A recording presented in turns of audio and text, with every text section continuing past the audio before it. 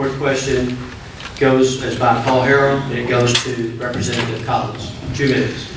When the private option was first proposed, many people who were following it were promised that the recipients would have real skin in the game for enrollees.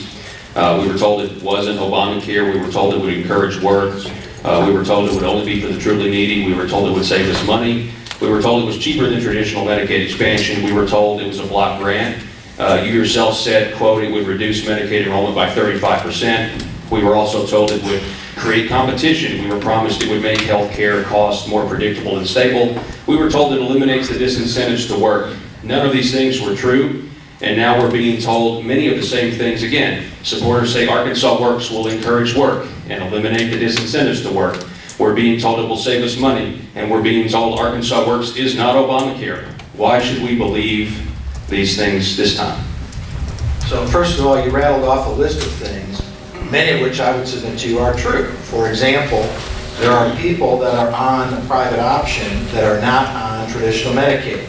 And those people would go to traditional Medicaid or would have signed up on the traditional Medicaid program if we had not had Arkansas Works, private option. What's the difference between the two? The difference is Medicaid, the traditional program in Arkansas particularly, is a fee-for-service-based approach. It's not like when you go to your company. If you work for a company, they don't just say, go to the doctor and mail the bill into the accounting department.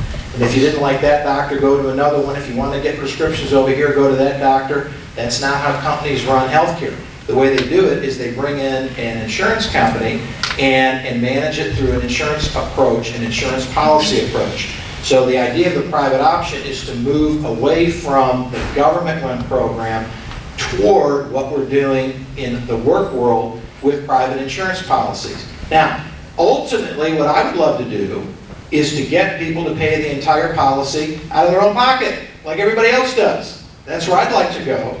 And every time we go to Washington, we fight with the administration to get closer and closer and closer. Now, we're still a long way away, but Obama's a tough guy, and he gets a lot of votes. He gets a lot more votes than our guy does. So, for example, on getting people to pay more, one of the things Arkansas Works is getting with Secretary Burwell, and I think the governor feels confident she's going to grant it this time, is if you're making more than the poverty level. So if you're in that gap between 100% of the poverty level and 138, you're going to have to pay a $19 a month premium. The governor's also getting them to let people stay on their work insurance rather than take the private option because that's better. That's another element of Arkansas Works. So the idea is moving more and more towards the kinds of things we expect out of everybody. But can we just go and get Obama to agree to it all tomorrow? Absolutely not. Hopefully we win in November to get further. Senator King. 1 minute. Let me say this about the figures and a lot of things you give that make it all bleak and bad, and if we don't do this. That was the same thing they tried to use when they passed it. Folks, like I said, there are surrounding states around us to not expand Medicaid. I don't turn on the news at night and see where Missouri, there's dead people in the highways and everything like that. Folks, they try and scare you to death. Let me tell you about the promises when they throw out figures. The Hospital Association, I don't believe anything they say. You know what?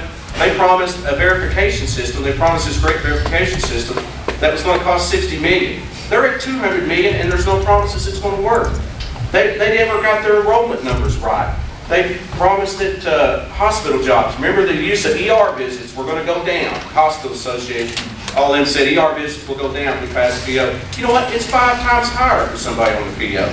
So when they throw out all these figures, and they throw out this, and they throw out the Hospital Association, those are the same people that wanted you to pass it in the first place. And it's that thing, I've been down here 10 years, guys, and I've heard everything in the world, like, oh my gosh, if you don't pass this, they're going to pull the feeding tubes out of starving babies. Are there problems and issues? Yeah, we need to address. But these scare tactics and wrong